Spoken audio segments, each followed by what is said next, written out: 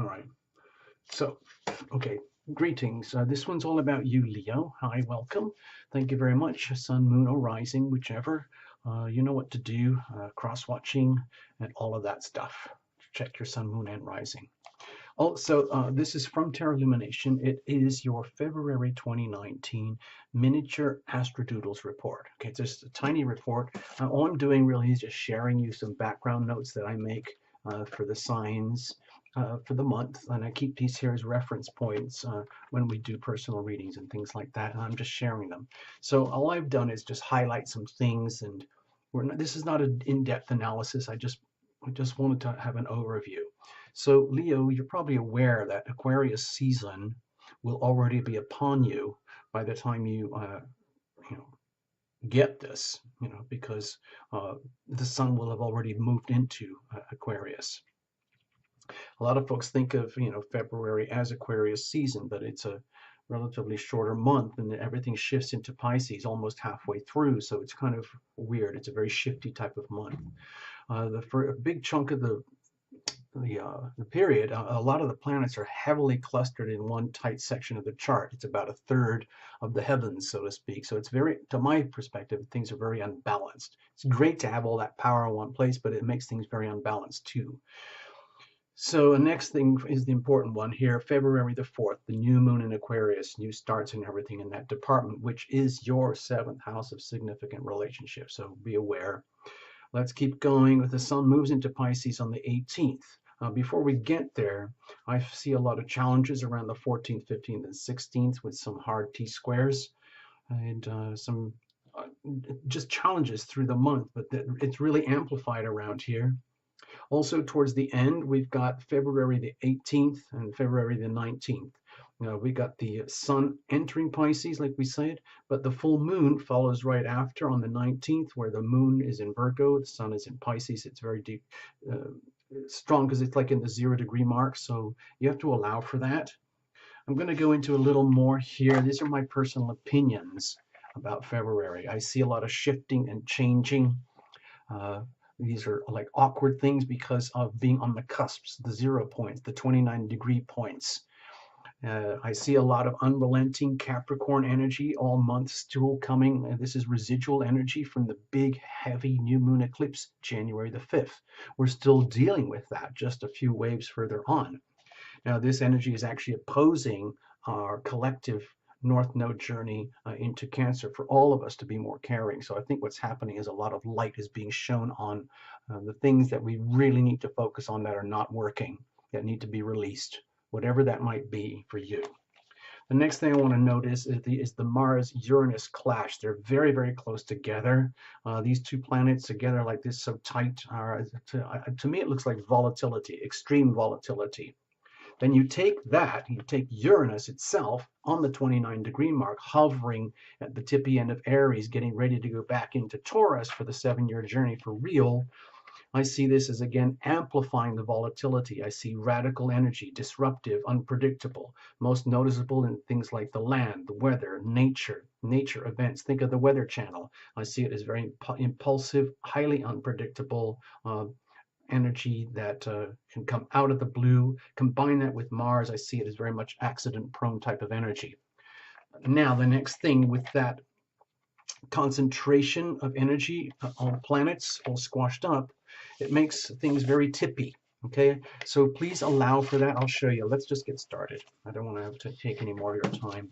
Look at this. This is the Terra Lumination Astrodoodle for Leos. Yay! I know it's a living masterpiece. Okay, call this mixed media if you want. So this is you, Leo, over here. It's the February season. All right. Just imagine, look at this as a table, as a circular table, and you're looking at the top. And do you see this mark I've made here?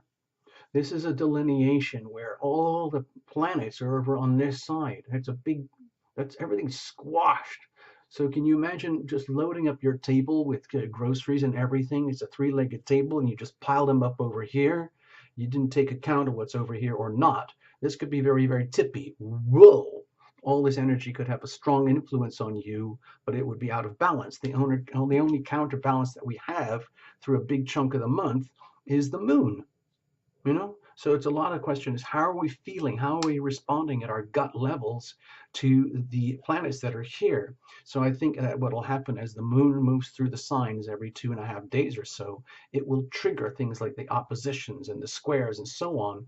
And every time those triggers are met, that's when I believe we will find these tippy moments like, whoa, like, oh, like where we lose our balance. And that's why I said that little prayer and offered it on Instagram.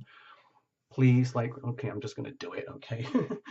My dear and only feet, I pray, carry me safely through the day.